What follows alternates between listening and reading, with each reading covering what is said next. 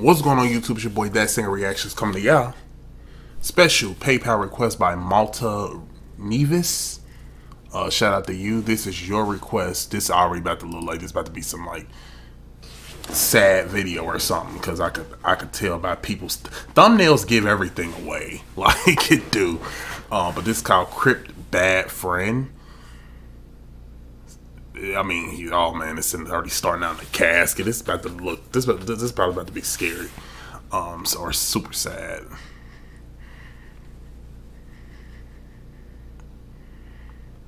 Oh, Stevie Knight did this 2 years ago. Okay, so we're gonna jump into this. Don't forget my Patreon is in the description, where you get exclusive access, early content, special requests. PayPal, CashApp is open for new requests. Your boy has a PO box in the description. I have a second YouTube channel called Hear Me Out. Feel free to check it out. Click on my homepage and you'll see it there. I have a Twitch in the description. Feel free to go follow me on there. Discord, go join the family. Yeah, got all that in the description. So let's jump into the video.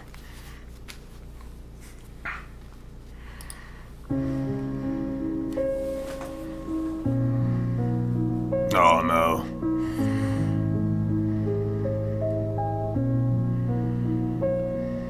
2:30 in the morning and I get a text from my friend. She said, I need you right now, and I already knew what that meant. See, me and this girl, we think alike. Too many phone calls spent for me to know she's thinking about her life and how it's gonna end. See, on the outside we're happy and we show it to the world, and we put on this fake exterior so the truth won't unfurl. But I know who she is, cause it's like looking in a mirror. All these smiles and cries for help, and it couldn't be any clearer. So I pick up the phone and call her as she answers through her cries. She's hyperventilating, telling me that she wants to die. My heart starts to race. That's such a hard like thing to deal with, like when you on the other end of somebody. I've been there, like in terms of being on the side of hearing somebody talk about they don't want to be here, and it's just really like it's such a tough spot to be in. But that's why I check up on all my friends. I check up on them all, like, just to make sure that everybody's doing okay. Like, and my thoughts begin to blur. We're 9 hours apart, but I'm seconds from losing her. I try to calm her down and tell her what she means to me. Even though we're new friends, she's seen a side that no one sees. Told her, listen to my breaths. I'm right here. Please breathe. You got so. Wow, he is really. I mean, you could tell. I think that this really like hits him for real. Hits home maybe for him. Because if you look, either he is incredibly great at acting, which obviously this is just, it's a video, obviously, but look at his hand shaking. Losing her, I tried to calm her down and tell her what she means to me. Even though we're new friends, she's seen a side that no one sees. Told her, listen to my breaths. I'm look at his hands. Please breathe. You got so much left to do. Stay here. Don't leave. The cries got even louder as the breaths got short. I told her, listen to my words as I fell down to the floor. Stay with me. I'm here. Let it out. It's okay. Just cry till you can't cry. No more tears down your face. A couple minutes went by and the crying finally stopped. But not because she did, because the phone call dropped. I called her back quick, just hoping I'd hear hello. But I just kept getting met with the sounds of those dial tones. I froze. What do you do in that moment? Do you call the police? Yeah. Or do you hope that she's over? Get a hold of her parents and tell them the situation, just so they can pull her from college and... God, I was in that situation. I was in that situation. It is so relatable. I'm not gonna mention any names, but I was in that direct situation with somebody. Their aspirations, leave it alone and hope it was just an escapade. Pray from a text from her in the morning saying that she's okay. Call anyone you know just to make sure that she's alive. Ignore it completely and pray to God that she survived. I let it go. She must have wanted to be alone. I guess that this was just another one of her episodes. She never told no one about this depression she dealt with, and who was I to air out her secrets? That would be selfish. So I lay down in my bed and I rested my head, closed my eyes and drifted peacefully to sleep. Then I dreamt that I would see her tomorrow and I would speak to her then, till I was woken to several missed calls and texts that she's dead. My heart broke. She downed a bottle of pills. She took them shortly after our call ended, and it felt surreal. She was a friend of many, a student athlete at her school, a daughter, a sister, a very special jewel. At the funeral they told us that nobody had a clue that they could have saved her life, if only that they knew. And if someone at the funeral had ever felt depressed, to get some help so that your face won't ever end up in the press. There wasn't a dry face in the room, only 22 years old, an entire life in front of her, and now she's laying there cold.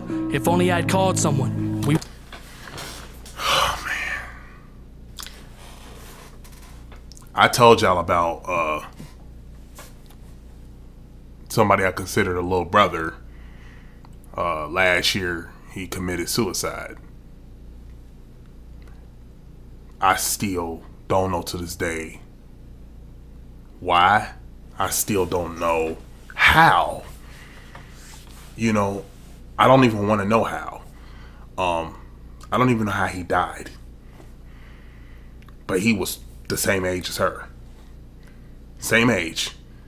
And I remember I went to his funeral and I was like, I cannot even believe this. Like, what are you doing there?